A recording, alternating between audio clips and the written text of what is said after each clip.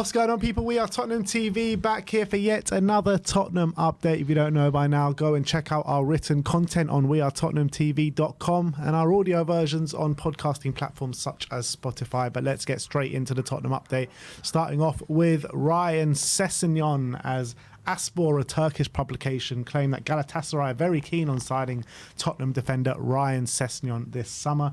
The player is open to a move and he wants to start a new chapter in his career with 1 year remaining on his Spurs contract. But I thought it was up this summer with a potential option to extend.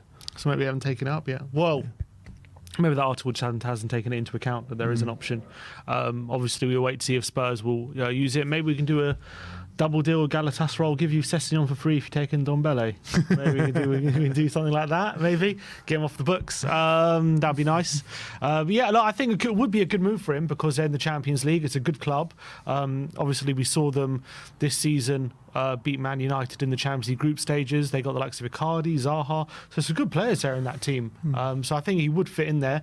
It's whether obviously Galatasaray can get him on the pitch, but maybe they'll see him as enough of a name to justify paying a fee. Yeah, I just wonder, like, if Galatasaray just fed up with this Ndombele thing, just don't want to deal with Spurs' cast-offs anymore. Wouldn't be surprised. Yeah, but we'll see how that one progresses, but it will be an interesting move for him. In terms of the next topic is about Bryan Hill, as the final director, Dennis De Close, has admitted that they are trying to sign Bryan Hill. The quote is, the fact that we are in the race for Bryan Hill and has been the case for several transfer windows, we offer a fantastic platform to give boys a good continuation of their career, or to show themselves again. Gil is a good player, and there are many more clubs that are looking to buy the boy as well. So he's clearly stated his desires. Sounds like there's a lot of interest as well on Bryan Hill, so that's interesting. The fact that this deal, as he said before, they've gone from previously for a few transfer windows, the fact this deal hasn't been done tells me probably Hill isn't too interested thus far going there, but maybe that would have changed considering his career is really stagnated badly now. This year has been terrible for him, barely any game time the whole year. He really needs to go somewhere where he can find a home, play regular football and show what you can do. Final to be a good club, because I think obviously they win the league now? They're winning the league? They won it last year under Arne Slot. I'm not sure. No, PSV are winning it this year, I think. Right, yeah, I think you're right. Anyway, I think they're going to be in Champions League next season, so he can show himself off on that stage as well. I think that would be a good move for him.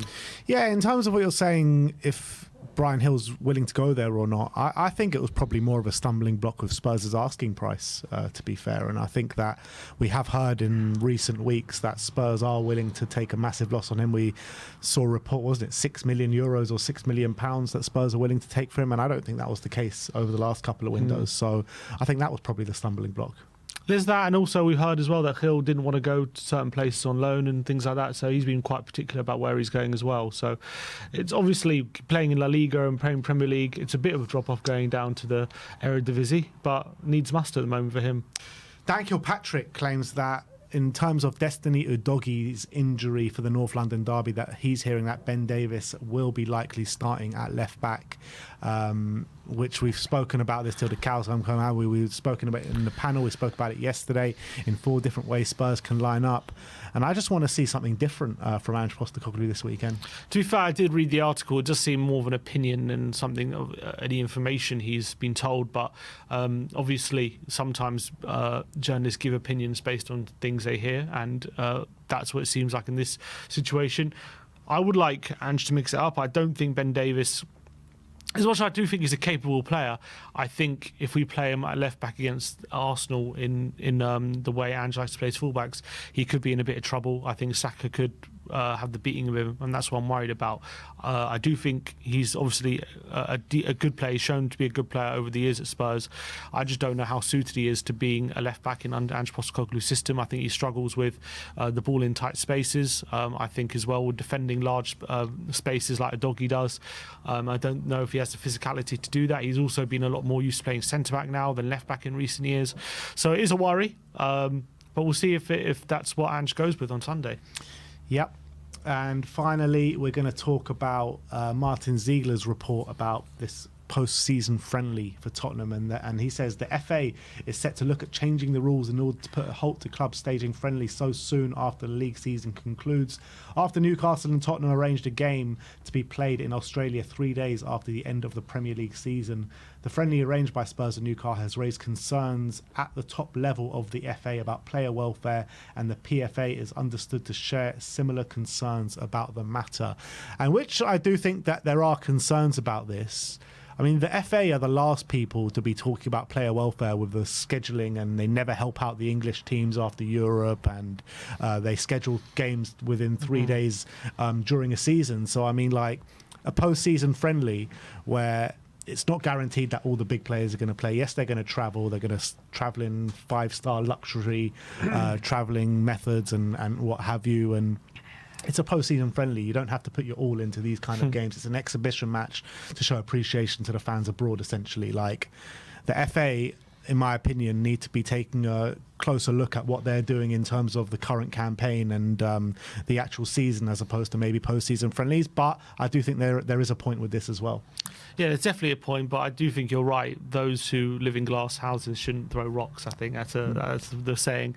And I think the FA definitely fall into that. You look at the football associations across Europe, in Spain and Italy, and I think in Germany as well. Like, when their teams are playing in Europe, they help them out. They put them maybe on a Friday night to give themselves more time, more rest days. The Premier League just couldn't give a crap, essentially. They just leave it all up to broadcasters. They gave broadcasters all the power to decide TV scheduling and all that kind of stuff. And it leaves situations where teams have very little rest in between matches and expected to just churn out performance after performance, and player welfare is very seldom taken into account when you look at all the scheduling, and not even taking into account fans, you know, putting, like, for example, Newcastle over Tottenham on a Saturday, 12:30, all these different things. Sometimes they'll put a game on when a team's traveling from London up north, and then they'll put it in an evening on a Saturday or something where there's no trains. Yeah, all these different things. So the FA have a lot to sort out before they go to pre-season friendly, post-season friendlies. Yes, it is. I would say it is a problem. They shouldn't be scheduling a post-season friendly 3 days after the season in Australia. I do think that's quite taxing, and it's probably not right. But that's like the least of our worries, I would say, at this point. And you saw Pep Guardiola, Mikel Arteta come out and speak about that a lot. I mean, Manchester City were playing in Europe during the midweek, and they scheduled the FA Cup game on the Saturday when they could have easily done it on the Sunday when Man United were playing Coventry, and Man United and Coventry obviously didn't have Europe. So I was like, it didn't make any sense, like most of the scheduling that these lot do. So I mean, they need to take a long, hard look at it and don't just focus on one friendly that's causing a bit of stir. Focus on everything, every single facet of every single way that you schedule each and every game, because it's all ridiculous. And they're adding more and more games to the calendar. Champions League. And nothing seems to be done about it. Yeah. But anyway, that's our 2 cents on the matter. That is your Tottenham update today as well. Let me know in the comment section below your thoughts regarding these updates. Like, subscribe and comment. And as always, come on you Spurs.